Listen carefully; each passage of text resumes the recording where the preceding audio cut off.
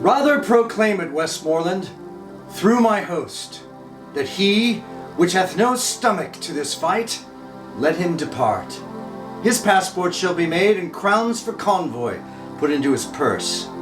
We would not die in that man's company that fears his fellowship to die with us.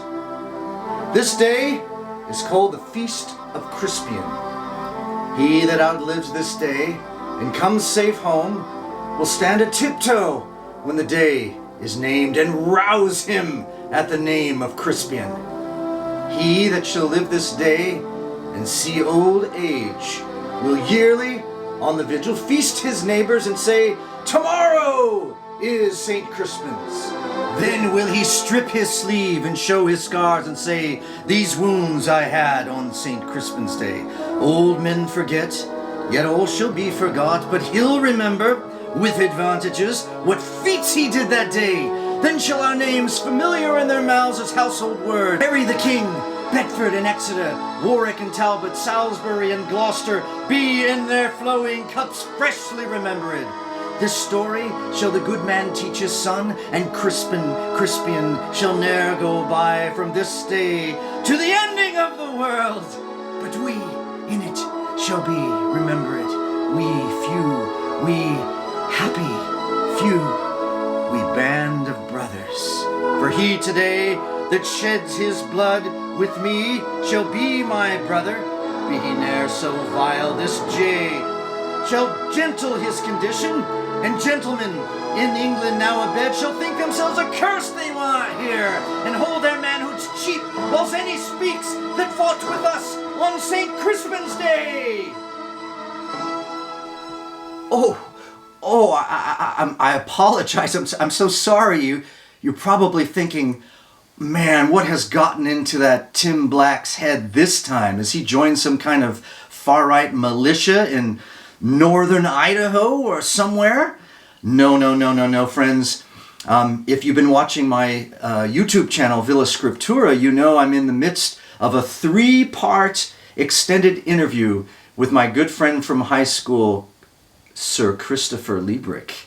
Yeah, Chris and I were good friends in high school. We did a lot of theater together and music. We were in a vocal jazz ensemble and went to England together in the late 70s. And I met up with him when I found out he was directing my daughter in Shakespeare's Greatest Hits, which is a program for homeschool kids and other kids. They don't have to be in homeschool. And they put on 2 contrasting Shakespeare plays. So usually one's a comedy, one's a history or a tragedy every year. And so I've been involved in that, watching my daughter go through that. And we just finished a 20-year reunion celebrating the impact of that program on many kids' lives. It's been great to see many of them I remember in their middle school and high school years, grown into adults, some of them even having their own kids.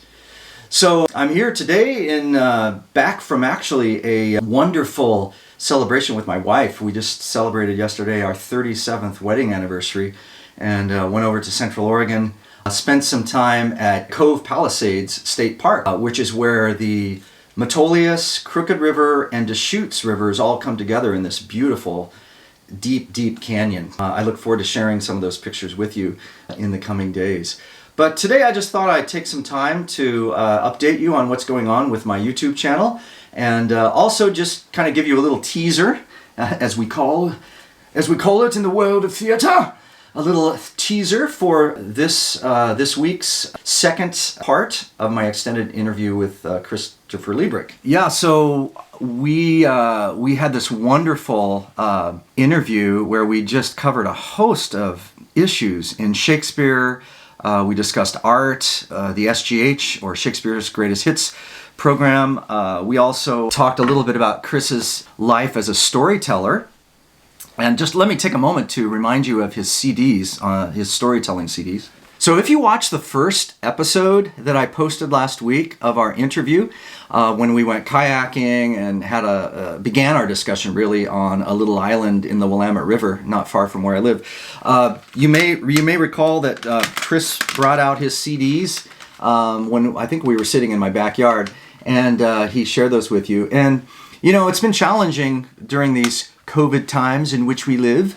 that for artists like Chris, to make a buck. So I'm really have a special place in my heart for small business owners and artists who are struggling. So I would encourage you to get one or two or all of these CDs. I've used this one in particular, his first one, in my 5th grade classroom in conjunction with a suspense writing project. I share the story called The Skeleton Woman, which the kids really are transfixed by when they listen to it. But there's all kinds of stories in here. This one has some Appalachian stories, African stories, Brothers Grimm, Irish stories, a story from George MacDonald, who was, as you may know, a favorite author of C.S. Lewis.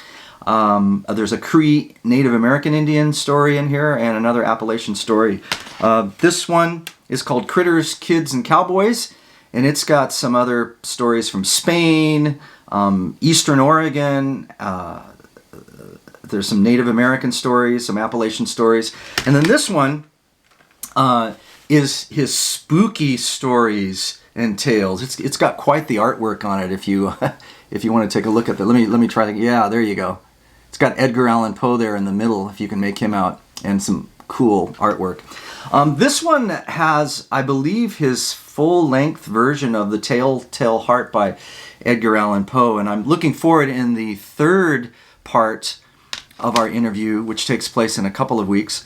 You're going to hear some excerpts from his Edgar Allan Poe, the version of The Telltale Heart that he does, and along with another monologue. So these are great episodes. I've really enjoyed the editing process of putting them together and showing you clips from the Shakespeare's Greatest Hits program. On Saturday at 9 o'clock, I'm going to release the premiere of the 2nd installment of that video series. And you're going to get to see Chris's son, Dylan, perform a magnificent version of Petruchio's ending speech there with Kate in Taming of the Shrew. So really, I hope you'll watch that. He just does a magnificent job. And really, my observation of the kids in this program, I've just been so impressed.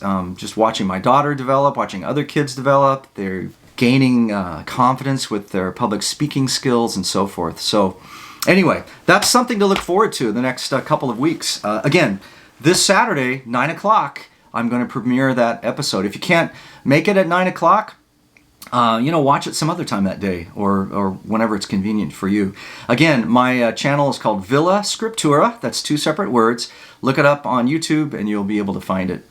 Perhaps I'll link it also here below on the video as well. So, Chris Leebrick coming up this Saturday, my interview with him. Some other things to look forward to. Sabrina and I took a wonderful trip to the coast area, the Central Coast, Oregon coast area. If you know anything about the Oregon coast, it's a very rocky, beautiful, heavily forested with old growth and so forth area of the Oregon coast. Not as many people go to that section of the Oregon coast. We stayed in Yachats, which is actually where we honeymooned. And we had a wonderful time. I did a hike, which I filmed, going up to Heceta Lighthouse, and the lighthouse keeper's home is there. It's very iconic, and if you ever buy a Oregon calendar, you'll usually always see a picture of that lighthouse on one of the pages. But the keeper's lighthouse has been turned into a bed and breakfast place, so it's quite impressive. So I took a walk there, and I think I'm going to intersperse some verses from the Psalms and other verses that relate to light, or light, God being our light and so forth. I'm kind of still working on that. So anyway, I'm going to do that for the rest of July. And then in August, I'm going to resume my study entitled Defending the Resurrection. That's really how this whole station got started for me. I was sensing just all of the fear because of COVID and so forth. And, really, it's fear of what? Fear of death, fear of dying. And it was so palpable. And as Christians, we have the premier hope, the hope of resurrection and the hope of gaining life in the age to come, a kingdom life that God talks about throughout the scriptures and Jesus really zeroed in on in his ministry. So, as we know, Jesus is the resurrection and the life. So, if you want to know about the resurrection and why it is the singular means by which we escape the clutches of death, that's the study to continue to listen to. I would highly encourage you to go back into my playlist for that study entitled Defending the Resurrection and watch the episodes that I've posted. And I'd also encourage you to watch my testimony, because I talk about how I came to grips with just the reality that the resurrection is not a consolation prize. It's not what happens after you float out of your body as a ghost and float up to heaven. It is the prize. It is that hope, that singular hope that the prophets, that the scripture, the writers in both the Old Testament and in the New Testament wrote about and zeroed in on. So again, I started with Paul's discussion in 1 Corinthians 15, where he talks about the importance of the resurrection in the preaching of the gospel. And maybe what I'll do is also remind you, if you're curious about this flag behind me, the one with the snake that says "Don't tread on me." There's a lot of confusion about that flag. Yes, it became very popular during the Tea Party movement, during the days of Obama's administration, and just the groundswell of protest about what was going on and liberties that were being stripped away during that period of time, and continues even today. And I've been encouraged. I've seen a lot of people with this type of flag, or there's another version where that has the yellow, the classic yellow one, sort of half yellow, half American flag. I've also seen just the plain, what's called the Gadsden flag, out during the 4th of July. And you may not know this. I didn't really know all the history about this until I looked into it. But this flag is named after, I believe it's Henry Gadsden, who lived during the colonial period in the 1700s. And apparently the British were sending over convicts to the colonies, to what's now the United States, just as they had been doing to Australia. And people were resenting that, having all these convicts sent over here to the colonies. And so they said, well, why don't we just send a bunch of rattlesnakes back to, since they're sending us convicts, why don't we send rattlesnakes back to England, as a form of protest? So that's where the snake comes from, is that desire to, respond in return. You send us convicts, we're going to send you rattlesnakes. It's actually a timber rattlesnake, because that was the snake around the territory where Gadsden lived. And on the rattles of the snake, there are 13 rattles. And so the idea is that separately, a single rattle doesn't make a lot of noise, doesn't do a lot of damage. But if you put all the rattles together and they all work together, all 13 of the rattles, you'll notice if you count them, it makes a big noise, or a big protest in this case. So "Don't Tread on Me" is just another flag of that period of time, protesting the boot of tyranny on the necks of the patriots. So, enough history from Mr. Black. Well, I thought I'd end today's preview or introduction to what's going on with some songs related to tyranny. So the first song I'm going to share is about the people of Israel when they were under the boot of tyranny in Egypt, if you know that story from Exodus. And God was ready to bring them out after 300 some odd years of being in bondage, basically, in Egypt, being forced to basically be their workmen, and so forth. Many people actually think that the Jewish people had a lot to do with the building of the pyramids because of their slave labor. But anyway, they were crying out to God for freedom, and God raised up Moses to lead them out. And so, as you know, God laid a series of 10 plagues upon the Egyptians, and Pharaoh stubbornly said, nope, I'm not going to release him.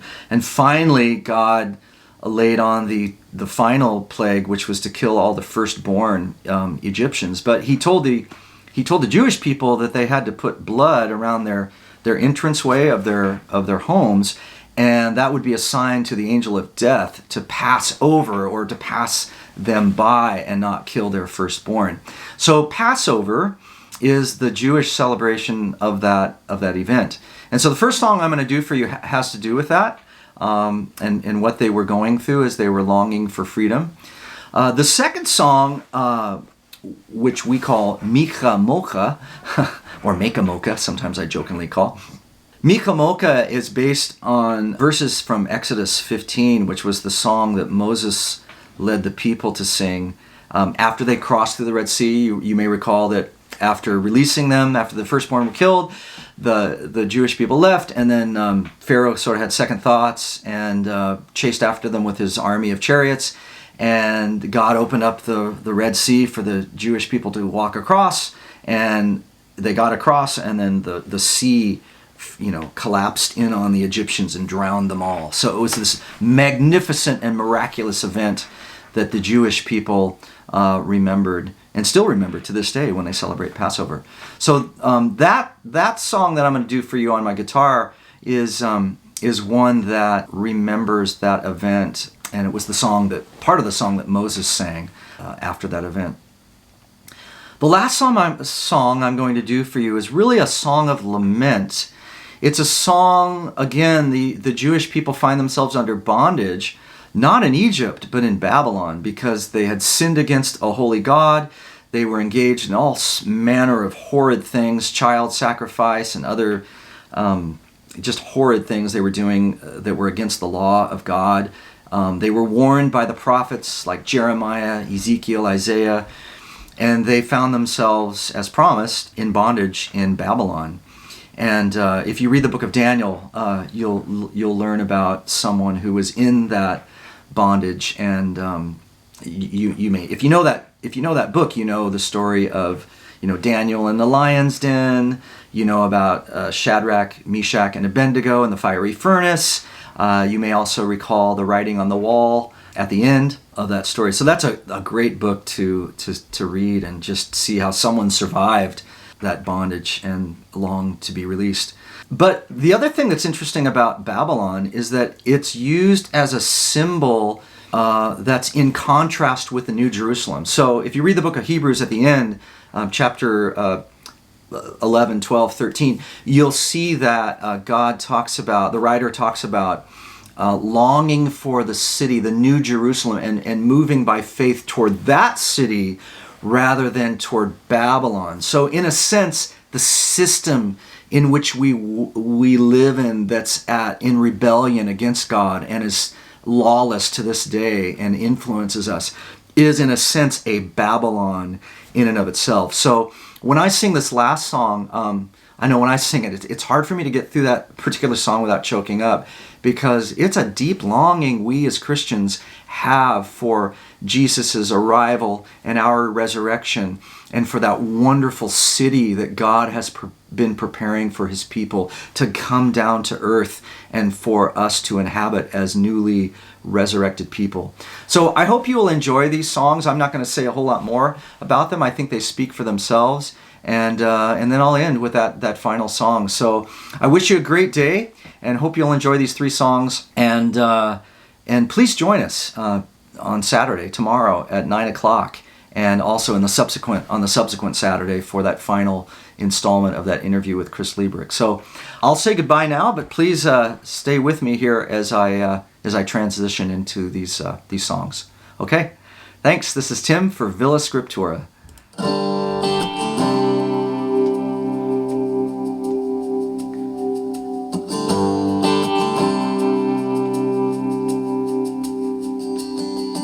Well, we all remember Moses on the banks of the river. He said, Pharaoh, you got to let my people go. You don't want me to have to tell you this 10 times over. Denial ain't just a river, you know.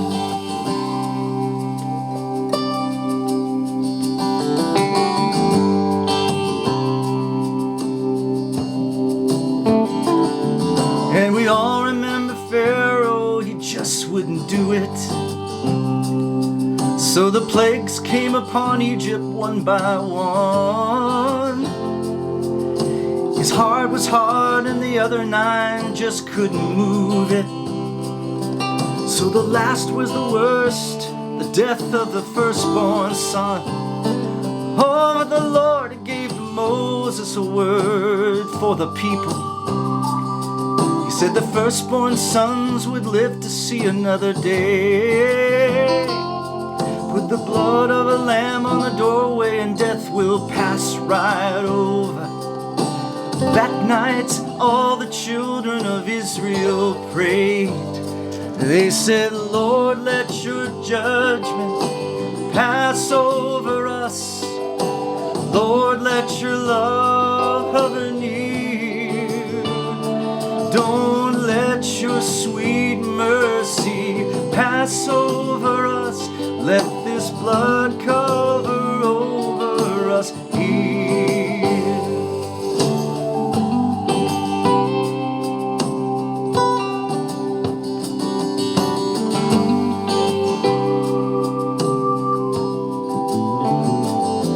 So the years went by, the people they whined and they wondered, and only sacrifice atoned for the sins of the land. So you see, the priest, he placed upon the holy altar the body of a spotless lamb. And he prayed, Lord, let your judgment pass over us. Lord, let your love hover near. Don't let your sweet mercy pass over us. Let this blood cover over us here.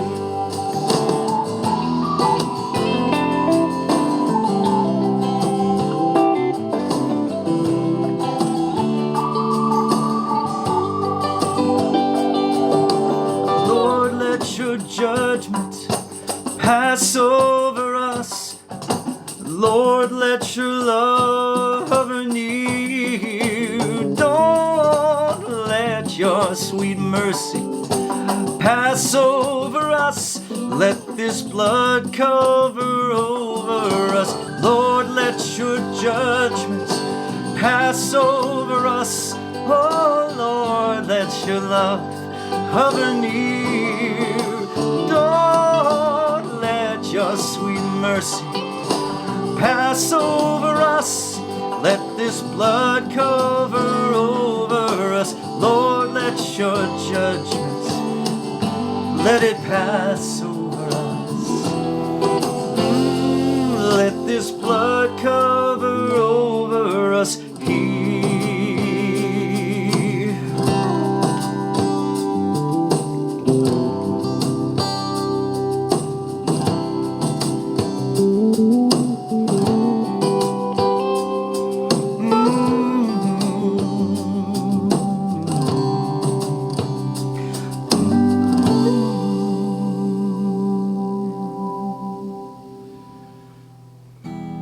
Mi chamocha b'elim Adonai, mi chamocha neda b'kodesh, nora tehil Lord, o sefele, o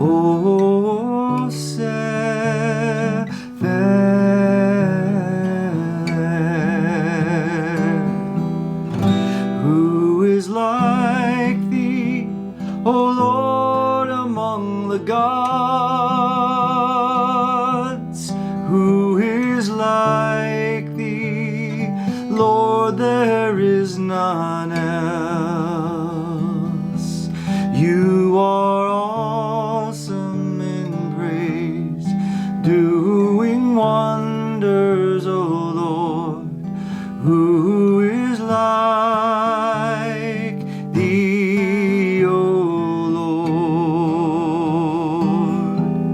Mi chamocha b'elim Adonai,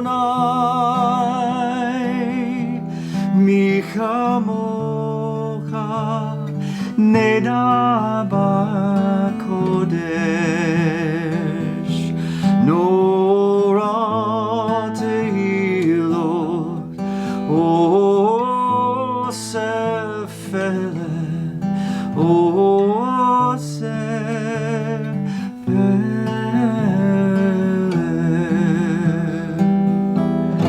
who is like thee, O Lord, among the gods?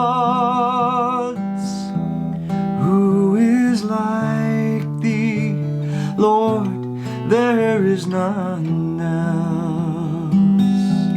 You are awesome in praise, doing wonders, O Lord.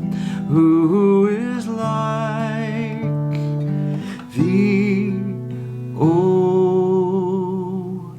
Lord?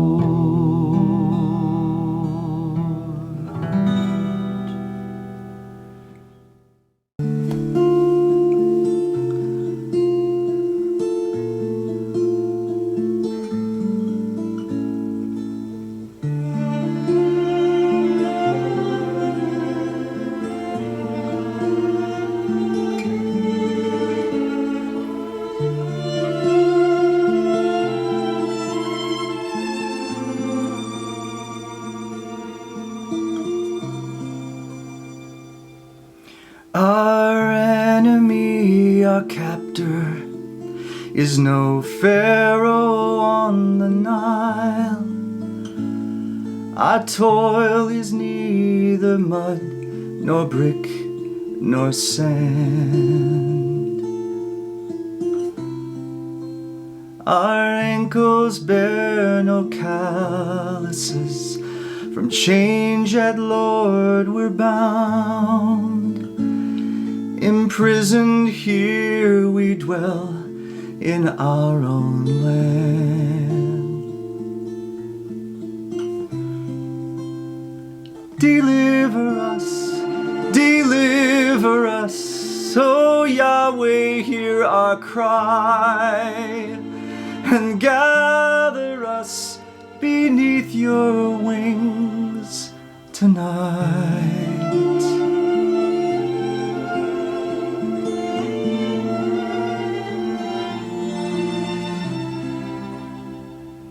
Our sins, they are more numerous than all the lambs we slay.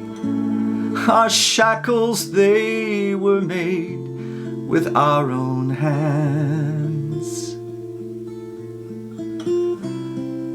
Our toil is our atonement, and our freedom yours to give. So Yahweh, break this silence if you can.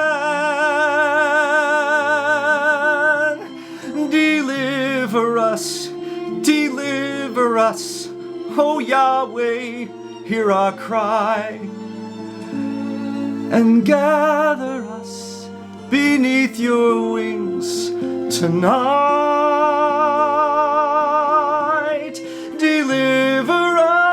Deliver us, O Yahweh, hear our cry, and gather us beneath your wings tonight.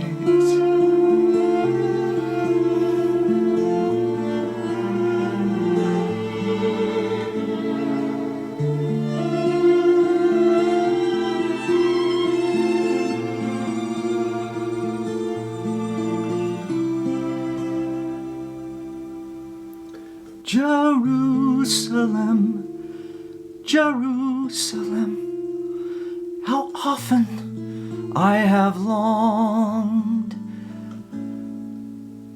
to gather you beneath my gentle wings.